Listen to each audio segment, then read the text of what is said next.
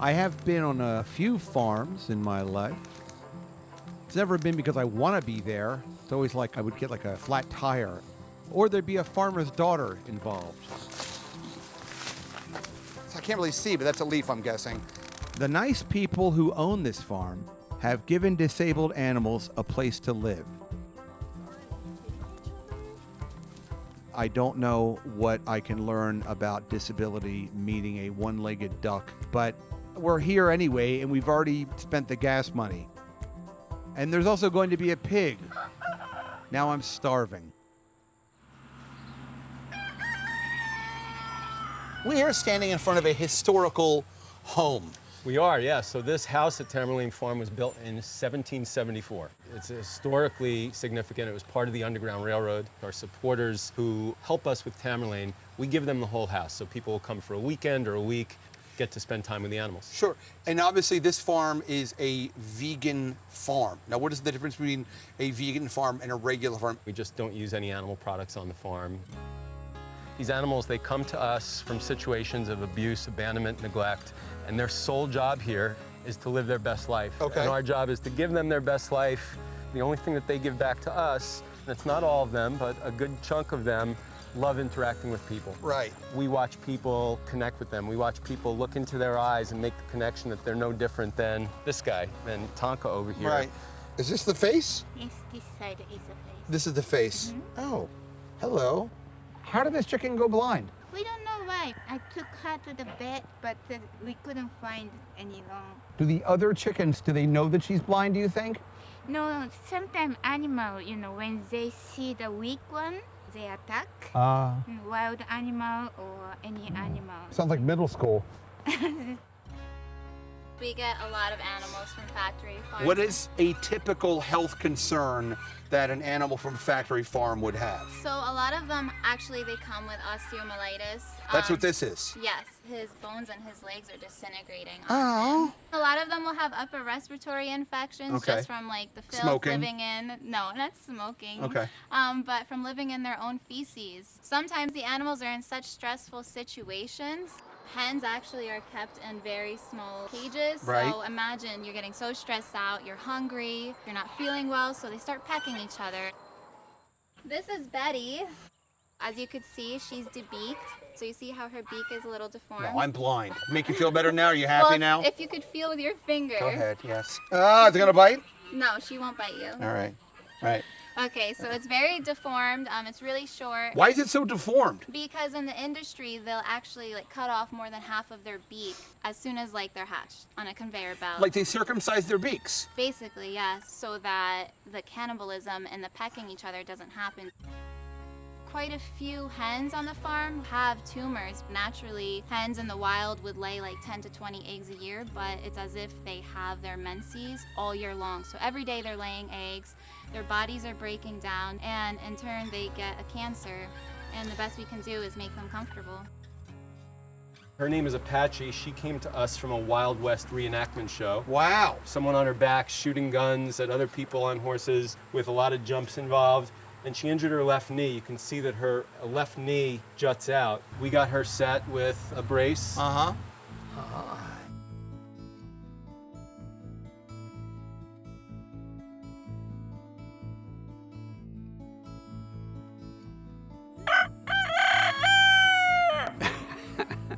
150 roosters, I believe, approximately, and this is my favorite. Look at you, come on, let's hear another one. Let's hear another one. This rooster is more excited to see me than any other animal on the farm. We had a routine before my accident. I would come into the stall and just have a seat on the grass. He would immediately come up to me and demand to be picked up. Really? Yeah. How does a rooster demand to be picked up? He pecks me on my jeans. Okay. And keeps pecking me until I pick him up. I was on a motorcycle and I was about 3 miles from this very sanctuary, heading over here. There was a car stopped on the road waiting to make a turn, and another car who had a stop sign on a side road, wondering why this car wasn't making a turn. Well, he wasn't making a turn because I was heading through the intersection. I had the right of way. This guy was in a hurry, I guess, and just as I approached the intersection, he charged out and I didn't really have time to brake, and we just collided. When I first landed and everything stopped, I didn't think it was that serious. I wasn't going all that fast. And my foot was looking at an odd angle, and I sort of picked it up. Oh my gosh. And I realized that it wasn't attached to my body. Whoa! So I set it back down. I said, all right, this is not going to end. Finally. You finally got Oh, here comes Peter. Dottie is saying hello to Alvin over here. Hi, Alvin. All right. Alvin's a sweetheart. It's better to keep their... What do I do? Get down like that? There you go. Something like that. Okay. Right. Okay. Well, this is kind of, I can see how this is sort of very relaxing. So, would you say that these animals are important to you in your recovery? Absolutely. We've all had pets, and we all know what it's like to get attached to a pet. Sure. And these animals are just as worthy of that relationship as any other animal. Mr. Newman, how many years have you been a vegan? I became vegan when I turned 50. So you're pretty so new to I'm it. pretty new. Did you go right from like eating everything to only eating vegetable products? Well, I would say the last 10 years, I started eating vegan at home. Okay. You know, and then when I went out, I hate to say it, but the final thing for me to give up was chicken. Sorry, so- Alvin. I don't know if I could live like a vegan, honestly. I tried to wear vegan hiking boots from a vegan shoe store. I had to take them right off because I already have vegan blisters, if that's such a thing, on my vegan toes. So I wandered around barefoot like a little farm boy, meeting all these animals. So what's this guy's name? So this is Artie, he's a potbelly pig. Potbelly pigs are often marketed as minis, micros, teacups, and by and large they get this big, and 95% of potbelly pigs that are taken into people's homes as pets wind up getting surrendered within the first year. That's what happened to this guy. He was adopted by a family in Brooklyn, and he lived in a beautiful brownstone in Brooklyn for 2 years. He had a great life there, but after 2 years he went on a hunger strike. They didn't know what was wrong with him. He had a very healthy appetite, and then all of a sudden nothing. He stopped eating completely. So they were really concerned. They took him up to Cornell, which has the best farm animal hospital in the Northeast. And when he got to Cornell, to the animal hospital, which is on a setting that is like this, all pastures, all grass, he immediately started eating the grass. And they couldn't believe it. They diagnosed him with nothing other than depression. They decided that he needed to be on a farm. They asked us if we would take him. We said yes. Come on, darling. Let's go up. Come on. Baby, you want a nipple? Go up. Go back. Back. Back. Come on. Let's go back. Love back. No, no. Back. Up. You want a nipple? Come on. You Let know me to go release back. the front. He's been with us since 2014. Uh-oh. And he loves a belly rub, as you can see. Hi, buddy.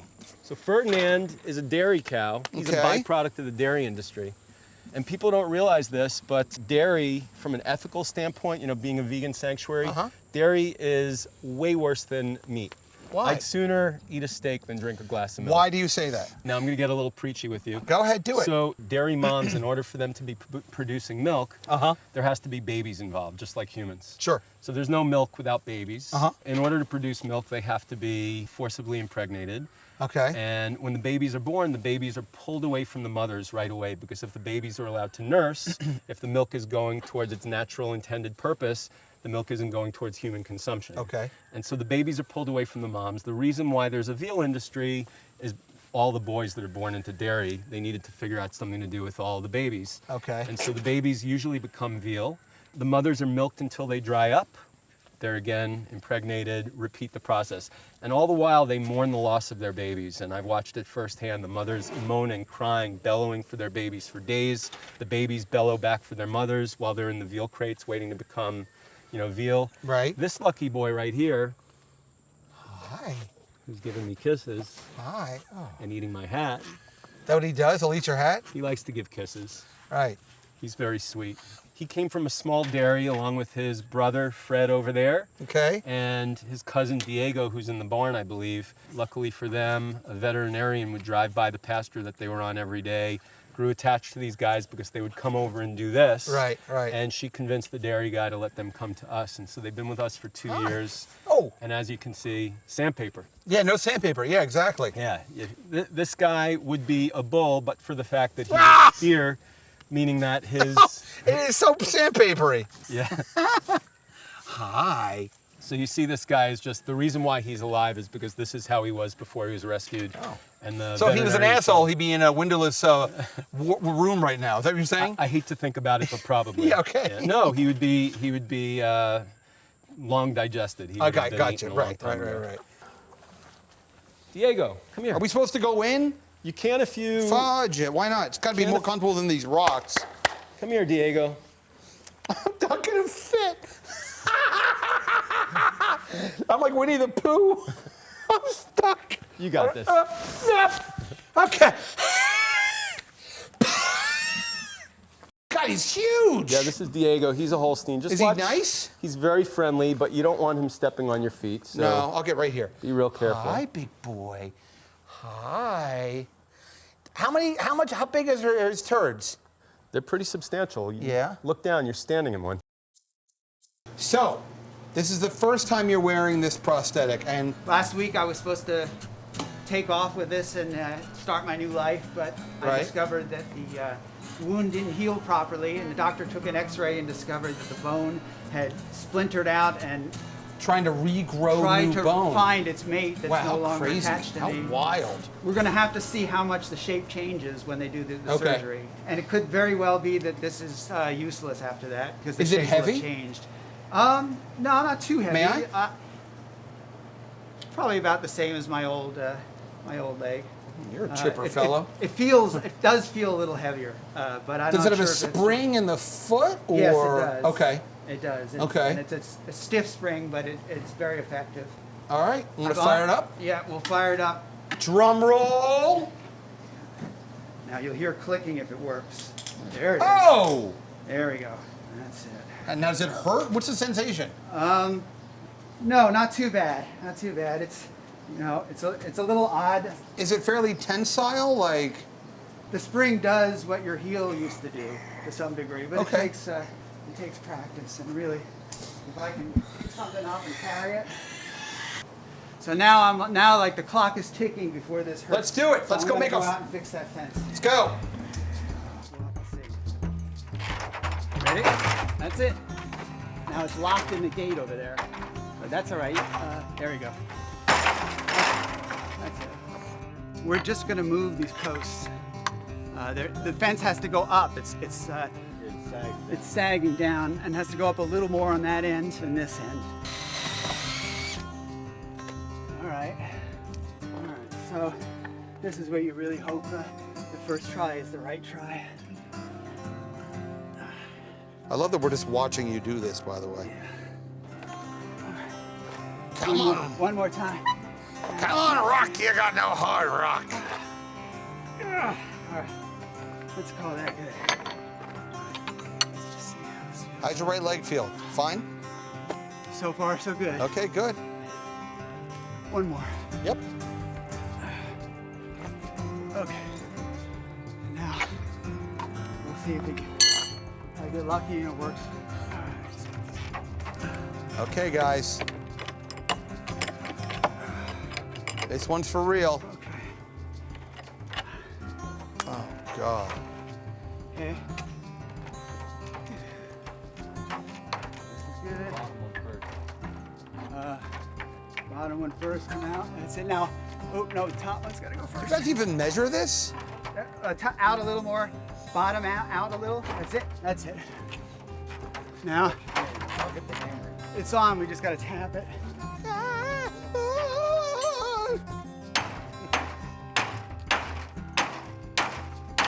How does it line up over here? Where is it supposed to go? Lift that up a little. That's it. Oh. You know what? You're handy capable. Done. Look at Oh, that. that's a relief. We did it. Fun. How old is Artie? Artie is, I would say, maybe about 7 years Okay. old, 7 or 8. Do you feel like everything on the farm before your accident you can still do? I sure hope so. Okay. I mean, it felt great to fix that fence, and I think that when I get my final prosthetic, it'll be a lot easier to use than the one I had. If I can muck barns and push wheelbarrows and everything, I'll be happy. I'm not an athlete. Now, I know that you're not like a volunteer coordinator or anything, but somebody like myself who is severely, visually impaired, what could I do on a farm like this? That's a good question. And I'm not shoveling pig crap. No, that's true. Can I just drink lemonade and be like, powerful hot day today, mother? There are some animals that just love attention and will just soak up all the attention you give. I don't know why I have an issue about even saying the word vegan out loud. I do feel guilty eating animals. I might be interested in approaching veganism as you would approach a busy highway if you're visually impaired. Slowly. Certainly at least one day a week. Maybe I'm just someone who only eats animals that are jerks. But I'm definitely not going to eat Artie. He is off the menu. Artie, you're safe with me, buddy. Those vegan hiking boots, I gave them to Peter. It's weird giving another man your shoes. What is a common misconception about veganism that you would tell someone who came to you and said, I'm thinking this lifestyle might be something for me? The one that I get all the time is, I love the animals, I'd love to be vegan, but it's so hard. And it is so unbelievably easy. There was a time when it was difficult. People who've been vegan, 20, 25 years, they tell stories about what it was like back then. And the vegan options of things tasted like garbage 25 years ago. Right. Now, you're giving up nothing as far as taste is concerned. Every store throughout the country is stocked with easy products that taste great. And so I would say if someone's interested in doing it, just try it. With my visual impairment that I have been advised to eat a low salt diet, and meat inherently is very high in sodium. I'm not a nutritionist, I'm not a doctor. Again, for me, it's all about the ethics. It has nothing to do with the health benefits. But if there are people who are just looking at plant-based diet for the health benefits, definitely there's reason to look at it. Thank you very much for showing me around, and best of luck. You have a good attitude. I didn't get out of bed for a year with my vision, so. As you had mentioned before, you don't need help getting into the car, and as soon as you walk away, I'm gonna wave, and then my hands are covered in watermelon spit and horse crap, and thank you very much. Oh yeah, we're gonna hang out here another hour or so, and we'll catch the late show.